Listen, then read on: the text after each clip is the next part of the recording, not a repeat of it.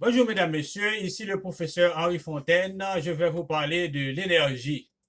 Vous le savez, Aristote, le philosophe grec de l'Antiquité, disait que l'énergie, c'est la force en action. Donc, tout le monde le sait, c'est toujours un peu abstrait, mais si vous regardez bien de ce que je vais vous expliquer, vous allez tout comprendre.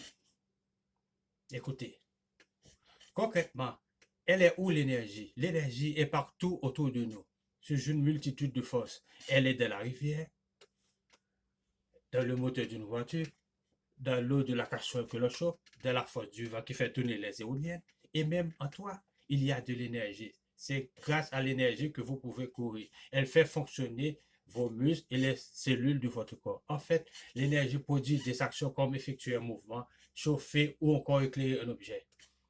Comment mesurer l'énergie? Avec une unité particulière qu'on appelle le joule. On mesure l'énergie. Pour avoir une idée, un joule, cela représente l'énergie d'une feuille de papier. Ça, une feuille de papier égale un joule. Mais brûler cette même feuille de papier, elle représente 84 000 joules. C'est très puissant. Mais écoutez, puissance ne signifie pas énergie, hein. Bien souvent, il y a confusion entre puissance et l'énergie. La puissance, c'est la vitesse à laquelle l'énergie est délivrée. Elle se mesure en watts, qui correspond à des joules par seconde. Un exemple, si on prend la flamme d'un gros feu de bois et la flamme de bougie pour bouillir un litre d'eau, dans les deux cas, la même quantité d'énergie va être utilisée. Mais avec le feu du bois, ça va dégager plus rapidement avec que la flamme de la bougie. Donc le feu du bois est plus puissant que la flamme de la bougie. Autre chose très importante à savoir sur l'énergie, c'est qu'elle se conserve. La quantité totale d'énergie dans un système donné ne change pas. On ne peut donc ni la créer ni la détruire. C'est ça l'énergie. Il s'agit de transfert d'énergie qu'on fait. C'est ce qui se passe. L'énergie se transfère d'un système vers un autre, d'un système différent. On va prendre l'exemple de l'énergie du charbon, qui est en chaleur et thermique, énergie thermique et énergie rayonnante. Sa quantité ne change pas, elle change juste simplement de forme. Donc avec l'énergie, rien ne se perd, tout se transforme. On a souvent tendance à confondre énergie et électricité. Mais écoutez, ce n'est pas la même chose. En fait, l'électricité, c'est l'énergie finale qui résulte de la transformation de l'énergie primaire contenue dans nos ressources naturelles, comme par exemple le bois, le charbon ou le pétrole. Et pour produire une certaine quantité d'électricité, il faut beaucoup plus d'énergie primaire. Ben oui, quand on veut produire et transporter de l'électricité, il y a forcément des pertes. Écoutez, un petit rappel sur l'électricité. Comment produire l'électricité? C'est quoi l'électricité?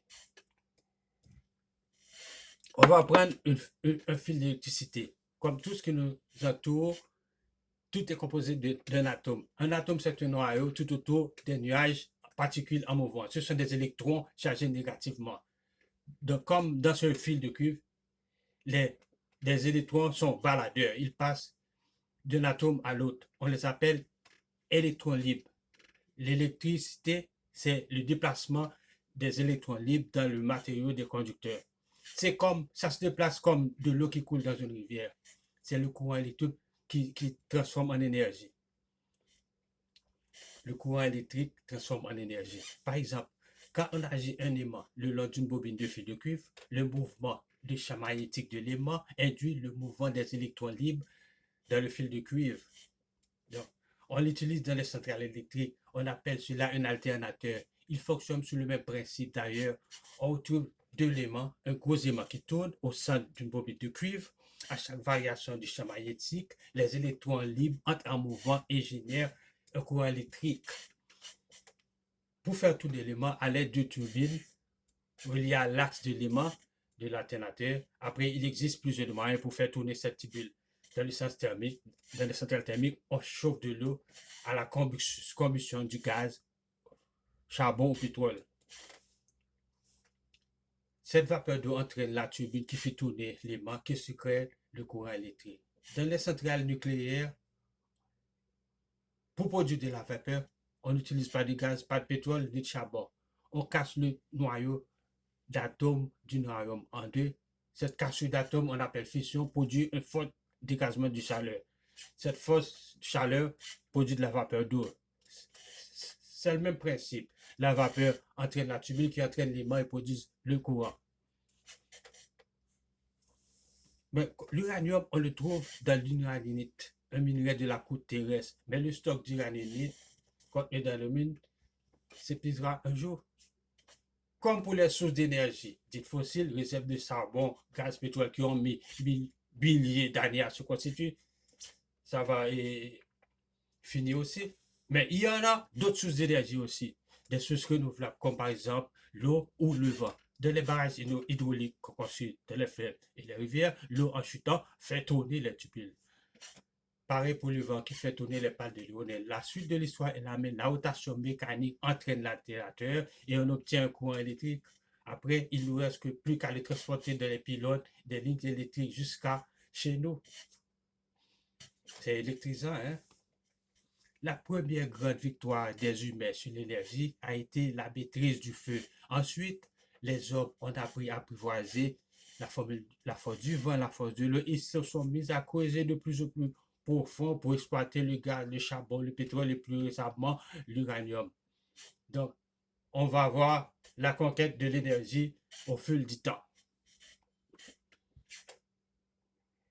La maîtrise de l'énergie par les humains, c'est une histoire. La seule source d'énergie les hommes disposaient, c'était l'énergie musculaire. Au cours du paléolithique, vers 400 000 ans avant Jésus-Christ, on maîtrise le feu. C'est le premier bouleversement majeur de l'histoire de l'humanité.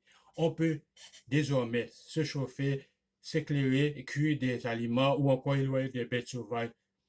Plus tard, 6 000 à 3 000 ans avant Jésus-Christ, les hommes commencent à cultiver la terre et domestiquer des animaux.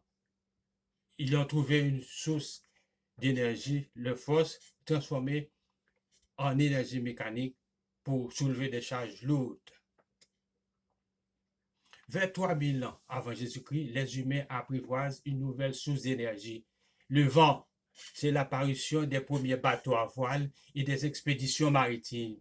Au 7e siècle après Jésus-Christ, les Perses conçoivent les premiers moulins à vent qui sont constitués d'un axe vertical autour duquel s'articulent des pales horizontales faites de bois. En Iran, jusqu'à présent, dans les villages de Nastifage, on les utilise encore. Ils sont utilisés pour moudre le grain ou puiser de l'eau. En Europe, les moulins à eau apparus en 1er siècle après Jésus-Christ dans le monde romain se sont plus largement répandus au Moyen-Âge entre le 10e et le 13e siècle. Ces moulins servaient à mouler des grains, ils servaient des tissus ou tanner des peaux. Malgré l'apparition des moulins à vent et à eau, les sources d'énergie varient de l'Antiquité au 10e siècle. L'énergie mondiale consommée par l'humanité provient majoritairement du bois. Il permet de se chauffer, de s'éclairer ou forger des métaux. C'est au 18e siècle que viendra la rupture avec l'invention de la machine à vapeur. Au 18e siècle, c'est la première révolution industrielle. Elle voit le jour au Royaume-Uni. L'ère des machines commence. D'ailleurs, cette époque est notamment marquée par l'apparition de la machine à vapeur de l'Écossais James Watt en 1769. Elle transforme la chaleur en énergie mécanique. Dans le même temps, on extrait de plus en plus le charbon, dont la combustion a un rendement bien supérieur à celle du bois. Le nombre de mines de charbon se multiplie rapidement. Le couple de charbon vapeur bouleverse la société. L'énergie est désormais disponible en plus grande quantité dans un même milieu. Et l'on découle des innovations en abondance. La locomotive, le bateau à vapeur, mais aussi de nouvelles machines de l'industrie textile et la biologie notamment. Les innovations techniques sont frénétiques au cours de cette période. Au 19e siècle, l'industrie du pétrole et l'électricité donnent un nouvel essor à la révolution industrielle. La recherche de sources d'énergie devient un pilier de l'économie. La fin du 19e siècle marque l'arrivée vers l'or noir et l'essor de l'électricité. En 1859, le premier puits de pétrole est exploité aux États-Unis. On extrait directement le pétrole du sol grâce à des tuyaux. Les progrès de la chimie permettent la transformation du pétrole à l'échelle industrielle. Parmi les premières applications, le kérosène utilisé pour l'éclairage. Aujourd'hui, le kérosène est utilisé comme carburant pour les avions. Parallèlement, se développe la production d'électricité avec des systèmes qui se perfectionnent tout au long du XXe siècle, moteurs, centrales électriques, transformateurs, lignes haute tension, you name it. L'électricité est une véritable révolution pour une société qui met en avant le progrès et la modernité. L'électricité devient le symbole de toute une époque célébrée partout dans le monde. Le XXe siècle est celui de l'essor de l'énergie nucléaire. En 1938, trois scientifiques allemands, Fritz Strassmann, Otto Hahn et Lise Meitner, montrent qu'en projetant un neutron en composant du noyau d'un atome sur un noyau d'uranium, il est possible de casser celui-ci en deux noyaux plus petits. C'est la fission nucléaire. Lors de cette réaction, une grande quantité d'énergie dissipée sous forme de chaleur. Cette découverte arrive à la veille de la Seconde Guerre mondiale, une période pendant laquelle les recherches sur l'énergie nucléaire vont se développer, notamment à travers le projet Manhattan. Ce projet mène à la construction des premiers réacteurs nucléaires au monde, permettant de fabriquer les premiers kilogrammes de plutonium, un atome radioactif utilisé pour la conception de la bombe atomique. Après la guerre, la fission nucléaire est mise au service de la production d'électricité. Dans les années 1960, l'énergie nucléaire entre dans une période d'industrialisation massive en Europe et aux États-Unis. Partout dans le monde, celle-ci est intensifiée avec le choc pétrolier de 1973. Depuis la révolution industrielle, la majorité des sources d'énergie exploitées sont fossiles. En 2015, elles représentent encore 83% de la production totale d'énergie mondiale, mais la diminution des sources d'énergie fossiles, des catastrophes environnementales liées à l'exploitation de ces ressources, le bouleversement du climat et la croissance exponentielle de la population mondiale obligent à remettre en question les modes de production traditionnels, place à la transition énergétique. Cette transition passe notamment par la réduction des énergies fossiles et le développement de sources d'énergie renouvelables, énergie solaire, éolienne, géothermique, hydroélectrique, marémotrice, combustion de la biomasse. Il existe beaucoup de façons de convertir les forces de la nature en électricité pour minimiser les effets sur l'environnement. Dans cette transition, l'énergie nucléaire occupe une place ambiguë, incontournable pour les uns et dangereuse pour les autres.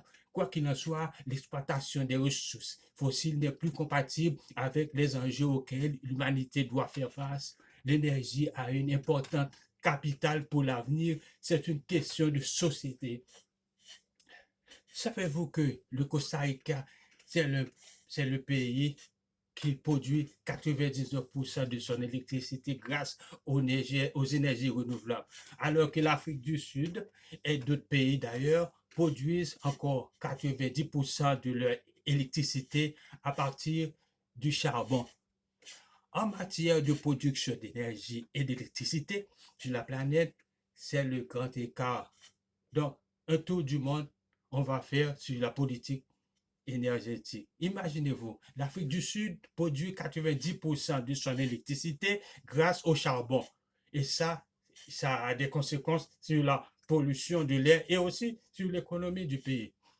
Si on compte l'industrie sud-africaine, qui est largement construite sur l'utilisation d'électricité pas chère, produite à la production du charbon, on parle de centaines de milliers de personnes qui dépendent pour leur emploi sur l'activité du charbon. Il y a un lien très fort entre une dépendance en ressources qui permet le charbon, en l'occurrence, qui permet une énergie pas chère, qui conditionne la structure industrielle du pays et l'ensemble de son économie.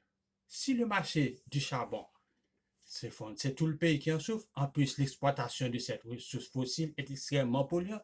Alors, pourquoi ne pas diverser les ressources des énergétiques du pays? Aujourd'hui, on est dans une économie qui est construite beaucoup sur la disponibilité de l'électricité, notamment pas chère grâce à l'abondance du charbon, et qu'imaginer une utilisation d'énergie de charbon, c'est quelque chose de compliqué à très court terme, puisque ça voudrait dire potentiellement à un risque du prix de l'énergie.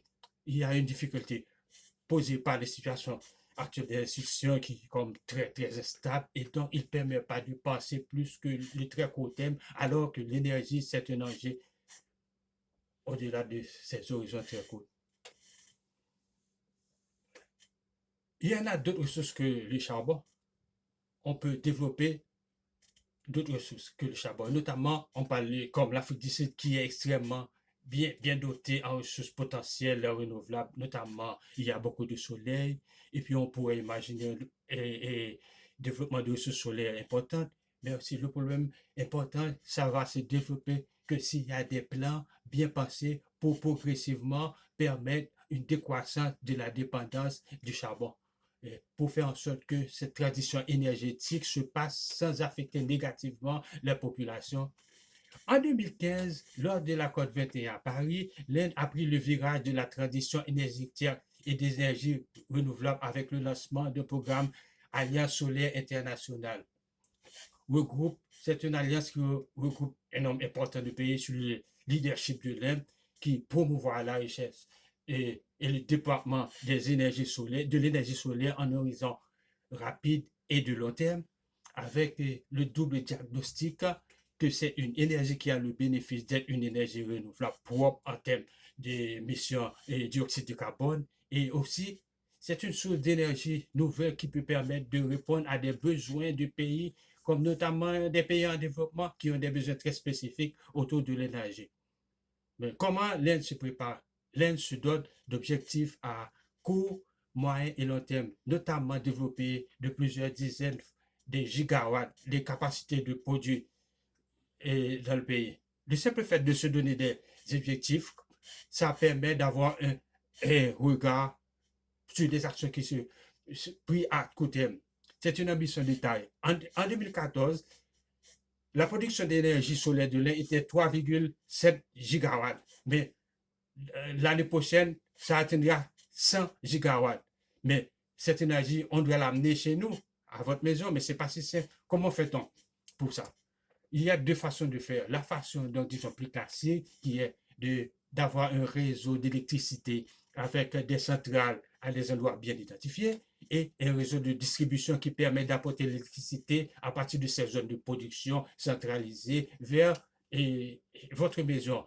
Ben, on voit dans un pays qui est très étendu avec une population dans des villages reculés, cette solution a des difficultés et de capacité d'acheminer l'électricité chez tout le monde. L'autre modèle est celui de production décentralisée d'électricité, c'est notamment ce que permet l'énergie solaire, puisque en installant un panneau solaire sur le toit d'une maison, on peut avoir de l'électricité qui est directement produite à l'endroit où elle doit être consommée, donc au-delà de ce caractère renouvelable. Et c'est bénéfique pour le changement climatique. C'est aussi une source d'énergie qui permet de donner accès à l'électricité, qui est une énergie fondamentale pour le développement. Il y a des populations reculées. On va voir aussi la Chine qui s'est développée grâce à l'exploitation de l'énergie fossile et le charbon. Si on voit l'énergie fossile, charbon, ça dit pollution. Le charbon est très polluant, donc ça dépasse le pic de pollution extrêmement régulier dans la plupart des métropoles chinoises qui affectent la population chinoise avec des problèmes de respiration, de santé. Donc, c'est un problème qui force la Chine à repenser son modèle de consommation et à essayer de voir de quelle mesure l'utilisation moins extensive des fossiles serait compatible avec une possible de sa passion. Mais ça, c'est lié aussi à l'économie du pays. La Chine s'est développée extrêmement vite et aujourd'hui, son développement est ralenti. C'est un ralentissement significatif qui conduit les autorités chinoises à se questionner sur l'avenir de la transition de croissance et à promouvoir ce qu'ils appellent un nouveau normal vis-à-vis de la croissance économique, qui serait une croissance économique qui s'appuie moins sur l'utilisation de ressources fossiles et sur des secteurs énergétiques qui sont moins sensitifs en retour. Donc, quand on combine la prise de conscience des contraintes environnementales, pollution locale créée par l'utilisation des énergies fossiles et la nécessité de repenser le modèle économique vers un modèle moins sensitif en énergie, on aboutit à un changement drastique sur les quelques années des perspectives d'utilisation des énergies fossiles, notamment du charbon et du pétrole en Chine pour les trajectoires futures. Mesdames, Messieurs, je vais vous laisser pour l'instant parce que je commence à perdre l'énergie et je ne veux pas continuer à utiliser votre énergie et votre capacité pour suivre cette émission. Merci beaucoup. C'était le professeur Henri Fontaine sur l'énergie. Bye bye.